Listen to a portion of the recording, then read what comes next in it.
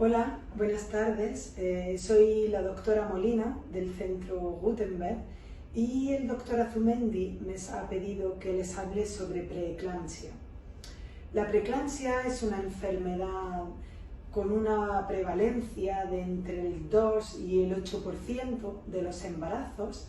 Sucede típicamente en el tercer trimestre y es una enfermedad en la cual a la embarazada, es una enfermedad propia del embarazo, pues le aumenta mucho la tensión arterial y aumenta la tensión de repente por encima de 14,9. Son embarazadas que siempre habían tenido la tensión normal, los controles anteriores. Y cuando es grave, además se presenta con alteraciones en los análisis de orina que podemos hacer, aparecen proteínas en orina, o alteraciones en la analítica de sangre, aumentan las enzimas del hígado, o bajan las plaquetas, o se altera la función del riñón. Cuando es muy grave, aparecen síntomas y la mamá empieza a tener dolor de cabeza, o alteraciones en la vista, empieza a ver como relámpagos, o un dolor típico en franja debajo del hígado. Y también cuando es muy grave es cuando sucede temprano, antes de los 7 meses o de las 32 semanas, como le explicó el doctor Azumendi en otro vídeo. Cuando esto pasa, la verdad que el único tratamiento que nosotros tenemos cuando es grave es inducir el parto, acabar con el embarazo. Y claro, cuando esto pasa de forma muy temprana, pues nos encontramos con que sacamos un bebé muy prematuro y esta enfermedad podría tener graves consecuencias para la mamá y para el bebé si nace tan prematuro. Además, las mamás que tienen preeclampsia tienen mucho más riesgo posteriormente en su vida, cuando pasen unos años, de desarrollar tensión alta también y de tener problemas en el corazón. Una enfermedad importante de intentar diagnosticar y evitar en el embarazo. Muy bien, tenemos un test, de la misma forma que pasamos, sabéis todas, en el primer trimestre el test de síndrome de Down, hay un test que nos detecta quién va a tener preeclampsia 20 semanas más tarde.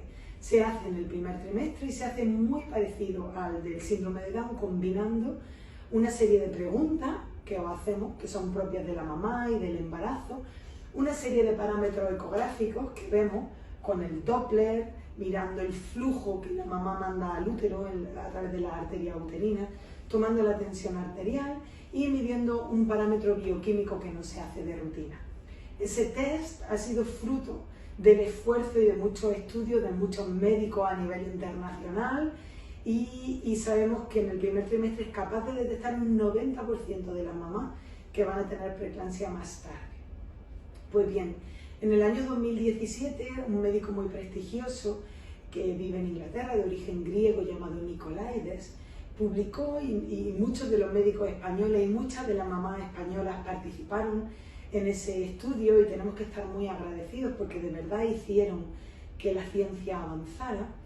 Pues en ese estudio publicado en el 2017 cogimos a más de 30.000 embarazadas a las que le pasamos ese test y más de 1.700 a las que ese test les dio positivo, les dijo que tenían riesgo de desarrollar preeclampsia más tarde. A esa embarazada, a la mitad les dimos aspirina y a la otra mitad les dimos placebo. Placebo es como una pastillita blanca que no lleva nada.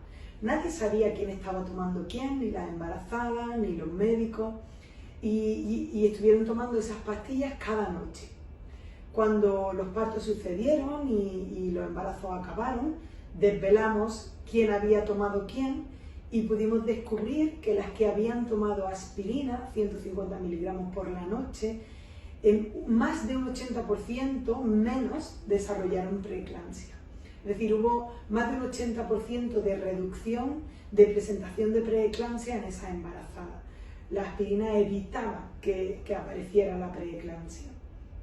Eso fue un estudio que ha cambiado para nosotros nuestra forma de entender la obstetricia.